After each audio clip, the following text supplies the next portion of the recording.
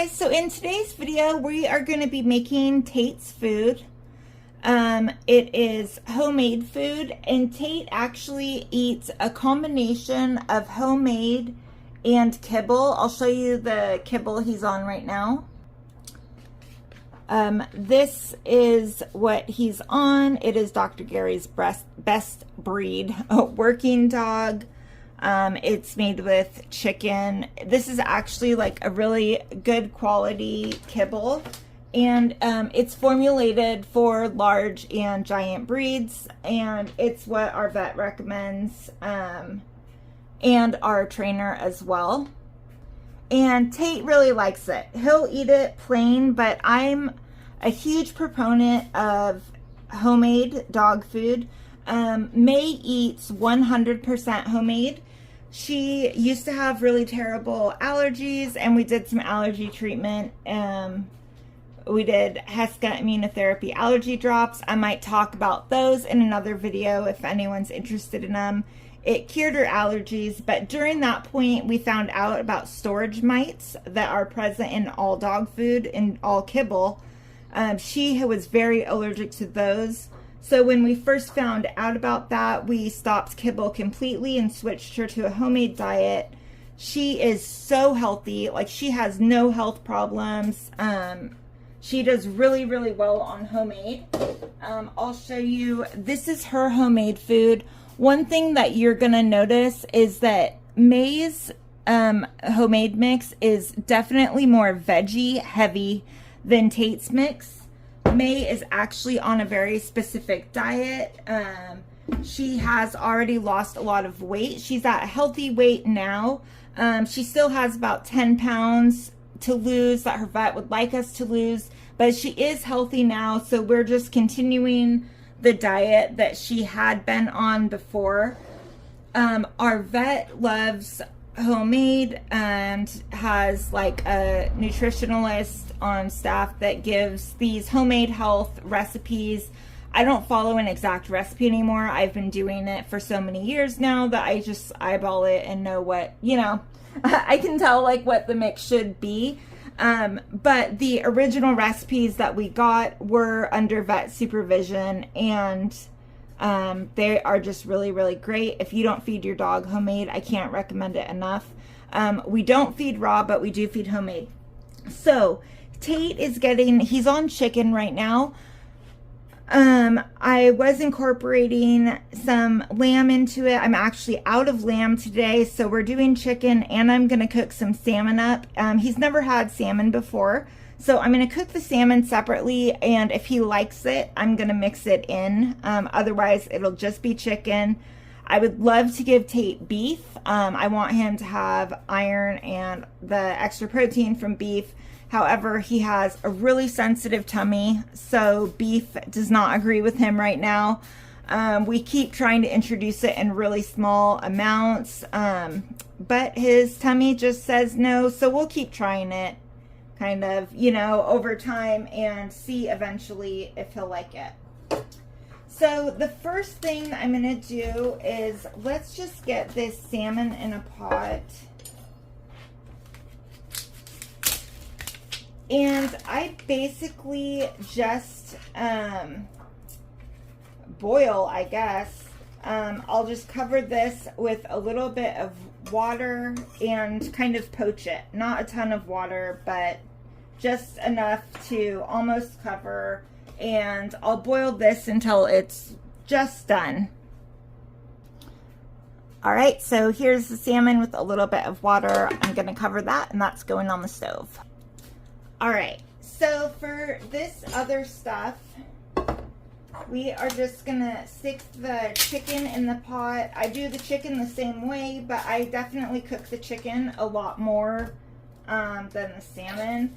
I know some people feed raw. Raw makes me nervous. I know that dogs are, you know, their systems are different and all of that stuff, but I'm more worried about the quality of meat that we're able to get from the grocery store and any bacteria being in it. So that is why I don't do raw. All right, so I just washed my hands after touching that chicken. And what I'm gonna do is, these are sweet potatoes. I cook these with the chicken. And I cut them up pretty small. I know Tate is getting bigger, but I worry about him like choking. There's some things that I don't put into his food yet, like celery chunks, which May gets. I don't know. I'm always so worried he's going to choke or something. His kibble is really small, so he's used to eating a small size. Eventually, as he gets bigger, that'll change. But for now, I just do everything puppy size.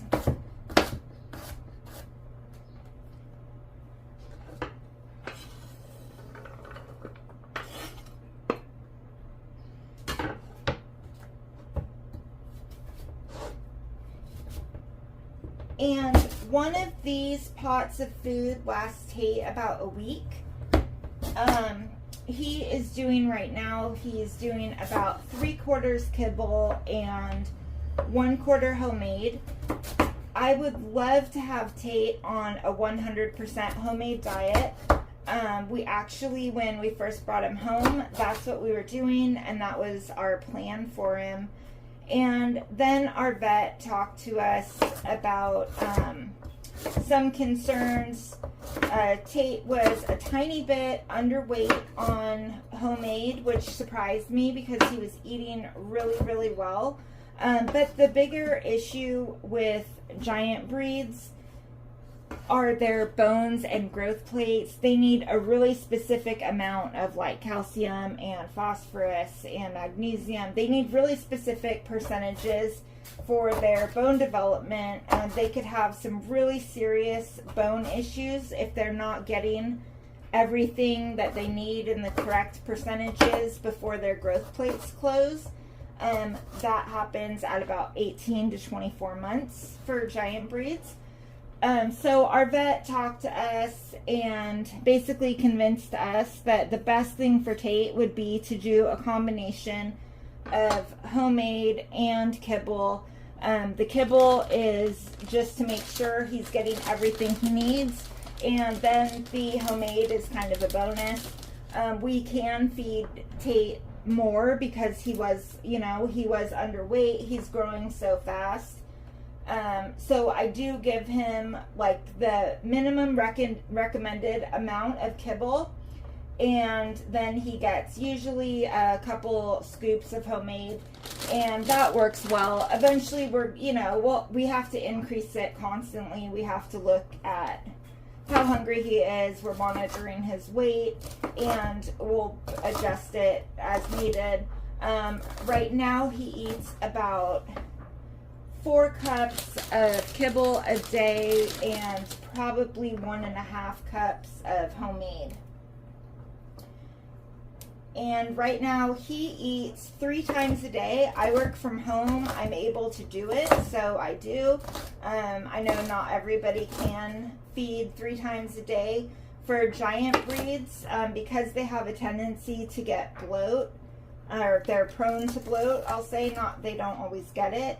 But ideally, like the absolute best way to feed your giant breeds are more frequent, smaller meals.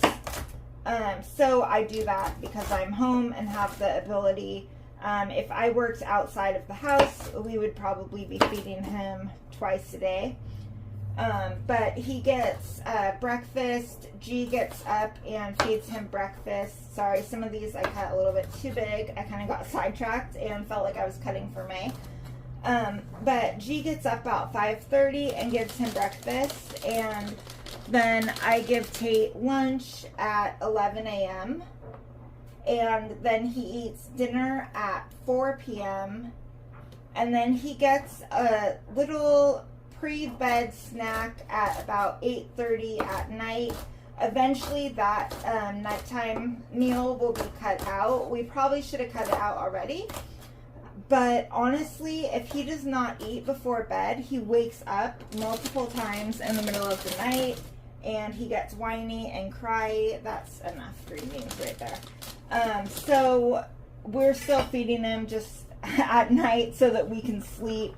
But eventually, as he starts eating more, that meal will go away. And I will still continue to feed him 3 times a day for the rest of his life. After 2 years old, he'll just be getting this stuff. All right, so this is the only stuff that I cook. I just put some water in here, put the lid on, and boil it. And these cucumber, kale, peas, and carrots will go in after that is cooked. So let me get some water in this, and I'll get that cooking. And I'll just show you, this is about the amount of water that I put. I keep this broth after. It's like a really good chicken veg broth, and I leave that into his food. All right, so I'm gonna put this on the stove, and I'll be back after it's done cooking. So Tate's fish is done. I left it on a tiny bit long. All of the water boiled out of it. It's totally cool now, so let's see if Tate likes salmon. Tate! Here he comes. What do you think? Do you like it? Here, we know May loves salmon. Salmon is like May's favorite. All right, Tate likes salmon. We'll be putting it in his food. So Tate's chicken is about done cooking, so I'm just gonna chop up these kale greens.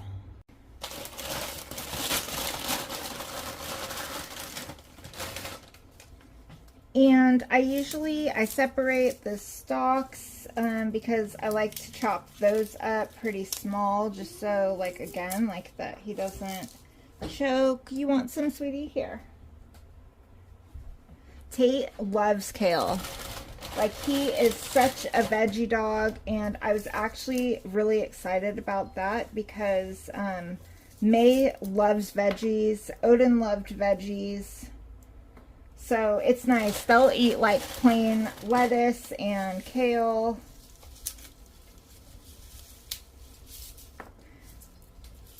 I'm going to do a little grazing garden, I think, when we move, which I've had here before, just some spinach and lettuce, kind of microgreens, stuff like that. That was at their level. They would eat any veggies that I try to grow.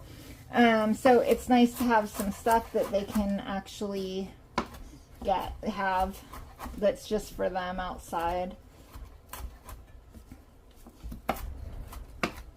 And I chop kale up pretty small.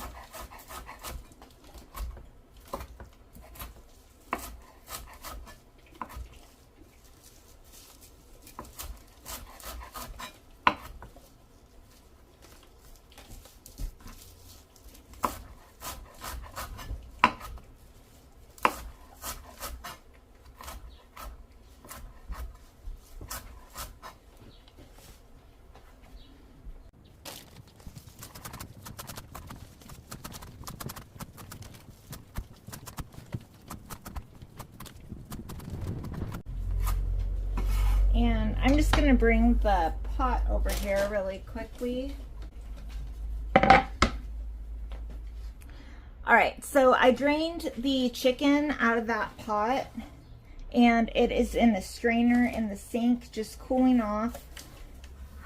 And I'm pretty much just kind of blanched the kale. I don't cook it. I want it to have all the nutrients in it for him.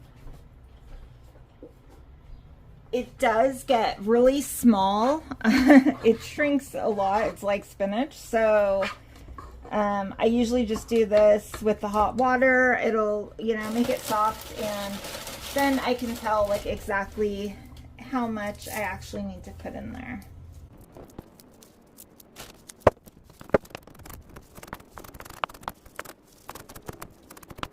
And really, I just want to make sure that there aren't any like really long pieces that will get stuck in his throat or something when he's eating. He's a pretty fast eater, so I know it's probably like overly cautious.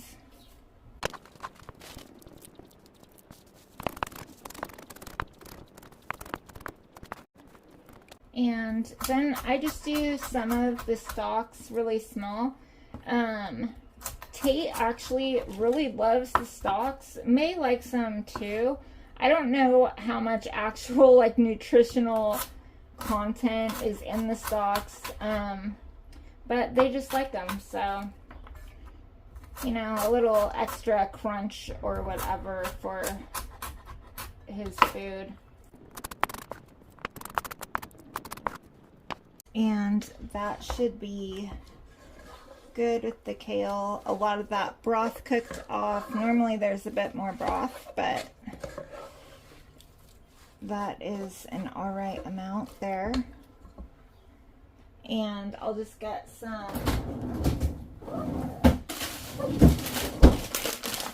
good old-fashioned peas and carrots.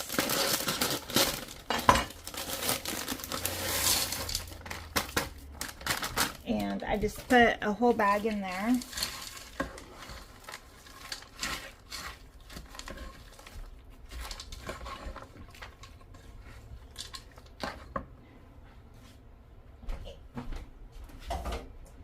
And we'll go ahead and put the salmon in there as well. I'm just gonna grab a different cutting board, a cutting board that we just use for meat only. So I'm just gonna peel the skins off and throw the fish in there, but the skins I do want to chop up a bit.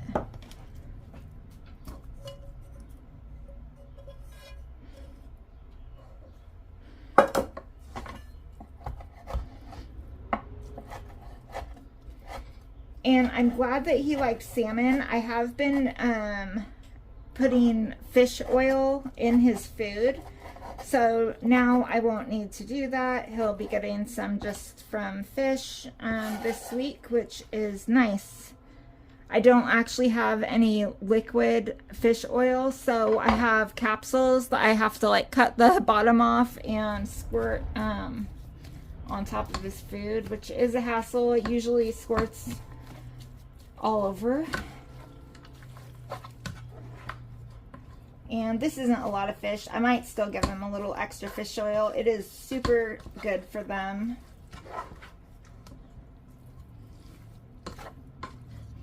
And I just want to make sure there's no huge pieces.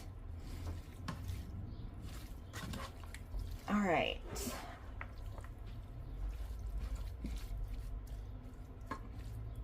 Now I'm going to grab the chicken. So I have Tate's chicken right there, and this is just the sweet potato and green beans. I totally overcooked the green beans. I don't know what it was about filming it. I normally do not put the green beans in at the same time as the chicken. Normally I put those in when the chicken is like almost done. I just cook them for about 5 minutes. Now they look like disgusting canned green beans, but it's all right. He'll survive. So this ratio would be like perfect for May. Tate needs way more protein though. So I just cut his chicken up really small. That piece is still warm. The ones on the bottom are actually cooler. So we'll go ahead and cut these up.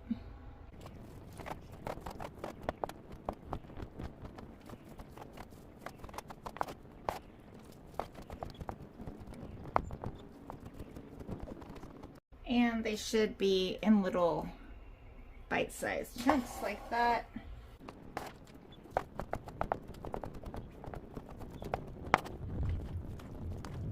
And I might have made a bit too much chicken. I really thought that that fish was gonna be a lot less fish than it turned out to be.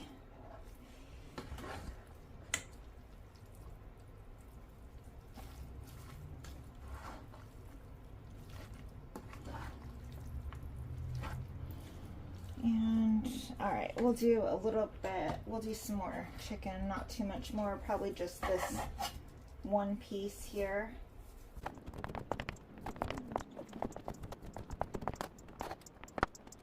And There is chicken all over. All right, so let's see.